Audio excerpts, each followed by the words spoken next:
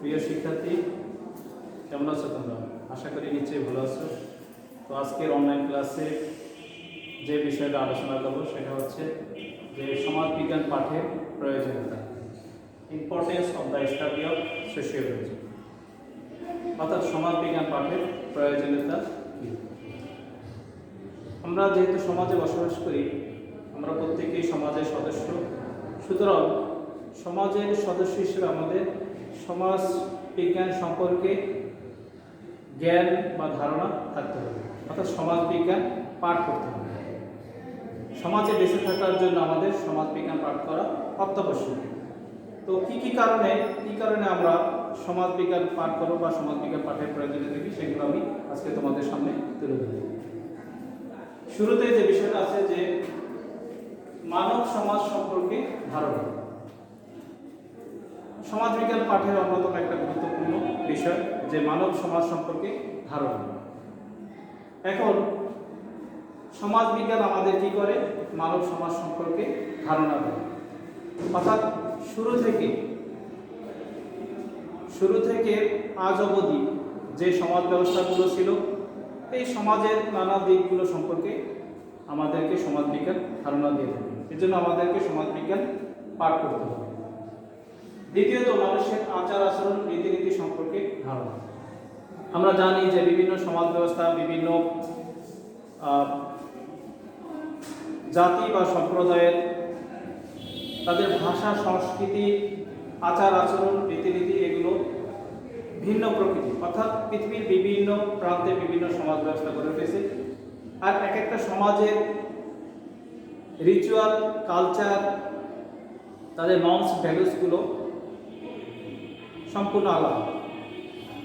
তো এই মানব সমাজের বিভিন্ন দিকগুলো, অর্থাৎ সমাজের এই সদস্যগুলোদের আচার আচরণ সম্পর্কে আমাদেরকে যদি জানতে হয়, তাহলে কি আমাদের সমাজবিজ্ঞান পাঠ করতে হবে। এটা একটা বিষয়। তারপরে আছে কি? সামাজিক শ্রেণী কাঠামো সম্পর্কে ধারণা। সামাজিক শ্রেণী মোস্ট ইম্পর্টেন্ট একটা বিষয়, যে সামাজিক শ্রেণী। এখন প্রশ্ন হচ্ছে সামাজিক শ্রেণীটা কি?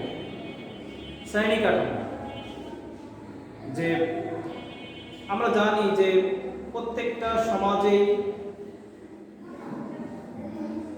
একটা শ্রেণী কাঠামোর অবস্থান আছে। অর্থাৎ পৃথিবীর এমন কোনো সমাজ নাই যেখানে শ্রেণী কাঠামো নেই।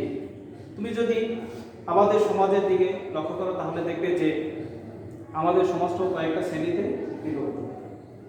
আমি উদাহরণ হিসেবে যদি বলি যে আমাদের দেশের সামাজিক শ্রেণী, সেই শ্রেণী কাঠামো যদি বিশ্লেষণ করো, তাহলে দেখবে যে সেখানে উচ্চবিত্ত, মধ্যবিত্ত, নিম্নবিত্ত, এভাবে আমরা সমাজের সদস্যকে বিভিন্ন শ্রেণীতে বিভক্ত করতে পারি। অর্থাৎ সমাজে এই শ্রেণী বিভক্ত হয় সমাজে মানুষের গুরুত্বপূর্ণ বিভিন্ন বিষয়ের উপর ভিত্তি করে। অর্থাৎ সমাজে গুরুত্বপূর্ণ কিছু উপাদান আছে যেগুলোর ভিত্তিতে সমাজের মানুষকে বিভিন্ন শ্রেণীতে বিভক্ত করা হয়। আর সমাজটা প্রতিটা সমাজেই বিভিন্ন শ্রেণীতে বিভক্ত। শুধুমাত্র আদিম সমাজেই সামাজিক শ্রেণী যেটাকে বলে সেটা অনুপস্থিত ছিল।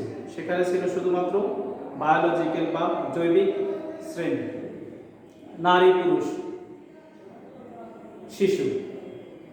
তো যখন সমাজ ব্যবস্থার পরিবর্তন হয়, নতুন একটা সমাজ ব্যবস্থা আসে,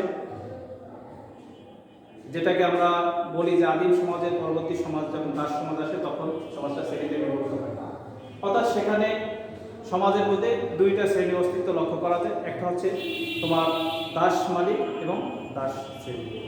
এভাবে প্রত্যেকটা পরবর্তীতে যে সমাজগুলো ছিল, প্রত্যেকটা সমাজই শ্রেণীতে বিভক্ত হয়ে পড়ে। এরপর আছে সামাজিক ঘটনাবলী সম্পর্কে জ্ঞান। আমাদের সমাজে নানা ঘটনা ঘটে থাকে, এই সামাজিক ঘটনাগুলোর ব্যাখ্যা আমরা জানি না।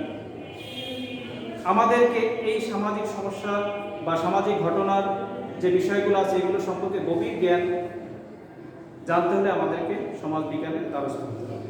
অর্থাৎ সমাজবিজ্ঞান এই সামাজিক ঘটনার পূর্ণাঙ্গ ব্যাখ্যা দিয়ে থাকে। সুতরাং এক্ষেত্রে সমাজবিজ্ঞান পাঠ করা আমাদের অত্যন্ত জরুরি একটা বিষয়। এরপরে আছে সামাজিক ভূমিকা কি সেটা সম্পর্কে ধারণা।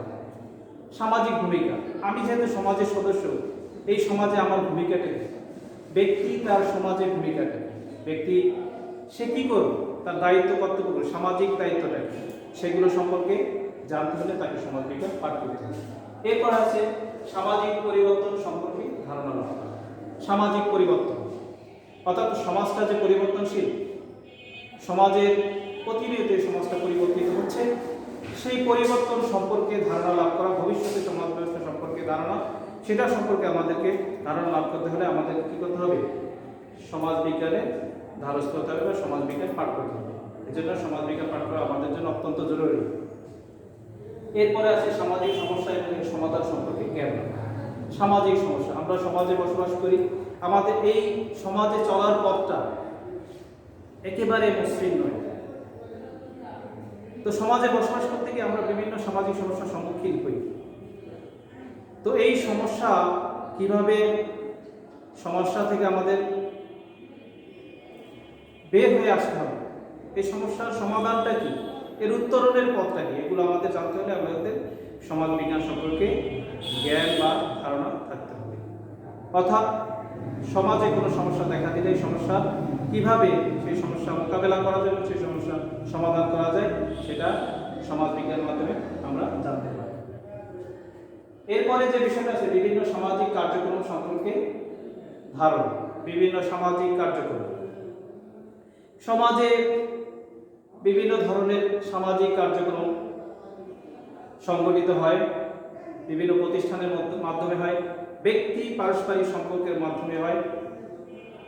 এই সামাজিক যে কার্যক্রম বা সমাজের যে কর্মকাণ্ড, এগুলো সম্পর্কে স্পষ্ট ধারণা নেওয়ার জন্য আমাদেরকে সমাজ বিজ্ঞান পাঠ করতে হবে।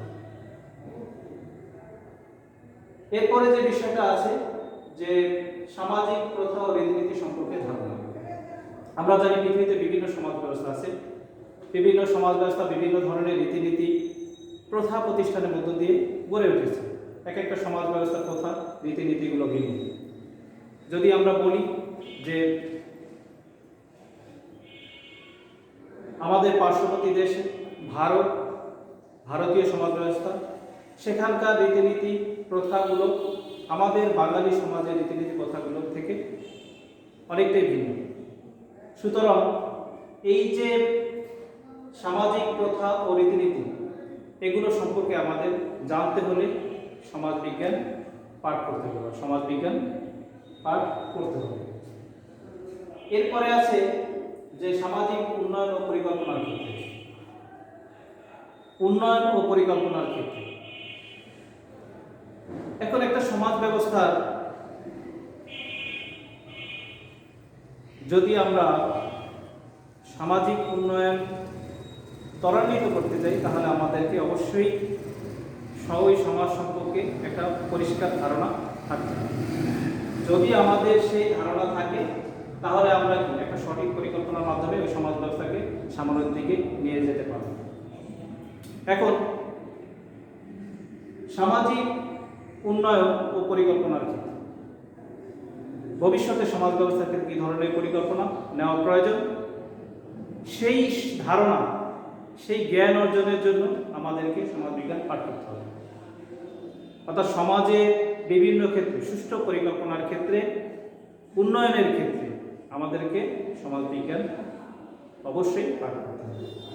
এরপরে যে বিষয়টা আছে সমাজের বিভিন্ন জাতি ও সম্প্রদায় সম্পর্কে জানা। আমরা জানি পৃথিবীর বিভিন্ন জায়গায় বিভিন্ন জাতি ও সম্প্রদায় আছে। পৃথিবীর মানব গোষ্ঠী বিভিন্ন জাতি বা সম্প্রদায় বিভক্ত। এই সম্প্রদায় বা জাতি সম্পর্কে ধারণা লাভ করতে হলে আমাদেরকে সমাজ বিজ্ঞান সম্পর্কে ধারণা থাকতে হবে। এরপরে যে বিষয়টা আছে যে রাজনীতি সম্পর্কে জ্ঞান লাভ। আমরা জানি সমাজ হচ্ছে একটা বৃহত্তর সংস্করণ। সমাজের অন্তর্ভুক্ত বিষয় আছে অর্থনীতি এবং রাজনীতি। তো রাজনীতি সমাজের বাইরে কোনো বিষয় নেই।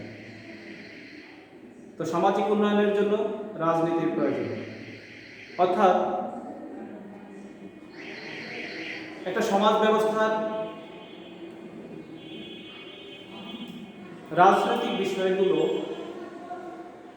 সেগুলো কিভাবে সামাজিক উন্নয়নকে ত্বরান্বিত করে, সামাজিক ব্যবস্থাকে পরিপূর্ণ করে, সেই বিষয়গুলো, সেই রাজনৈতিক সংস্কৃতিগুলো জানতে হলে আমাদেরকে সমাজবিজ্ঞানের